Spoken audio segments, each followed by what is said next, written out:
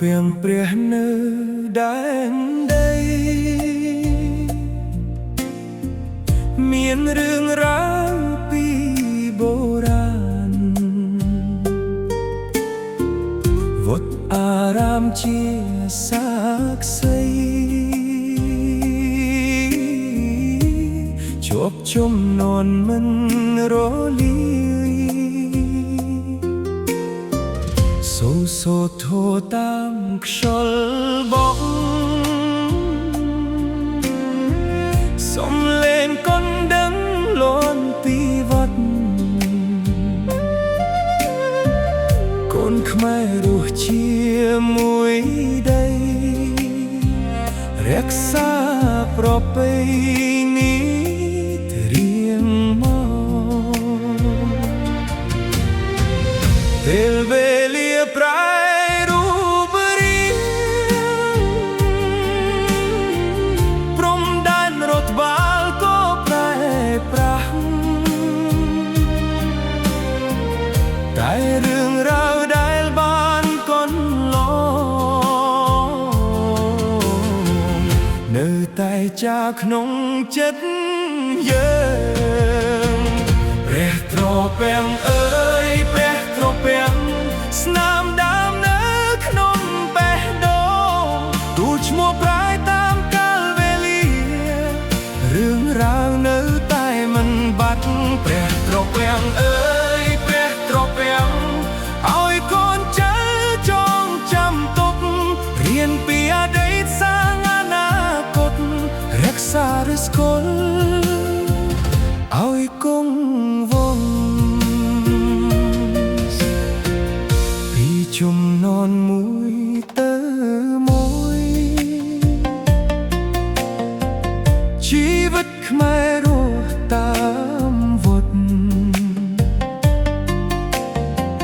ភាសាទំនៀមនិងសា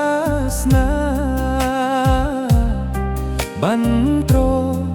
ក្នុងដែនដី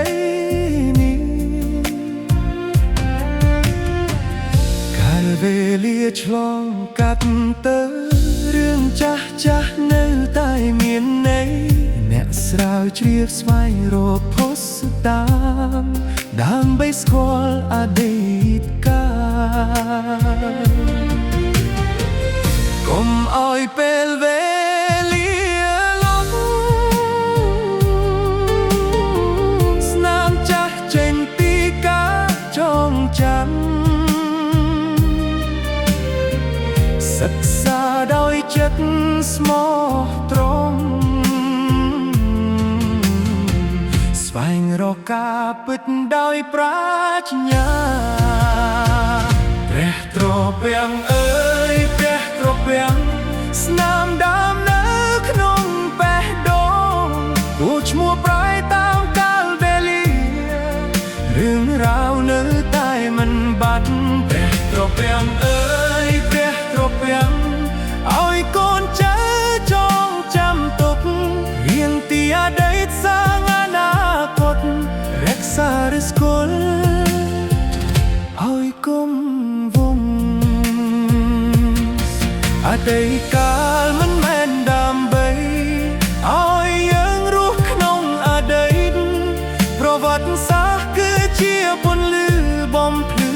ផ្លូវទៅថ្ងៃស្អែកយើងសិក្សាដោយពុស្តានិងសេចក្តីពិតដើម្បីឲ្យកូនចៅស្គាល់ឫសគល់របស់ខ្លួនព្រះត្រពាំងអើយព្រះត្រពាំងស្នាមដើមនៅក្នុងបេះដូងទោះកាលវេលាឆ្លងកាត់អនុស្សាវរីយ៍នៅតែរួមព្រះត្រពាំងអើយព្រះត្រពាំងកូនចៅខ្មែរសូមចងចាំរៀនពីអតីតស្រឡាញ់វប្បធម៌សាងអនាគតដោយប្រាជ្ញាស្នាមដើមនៅ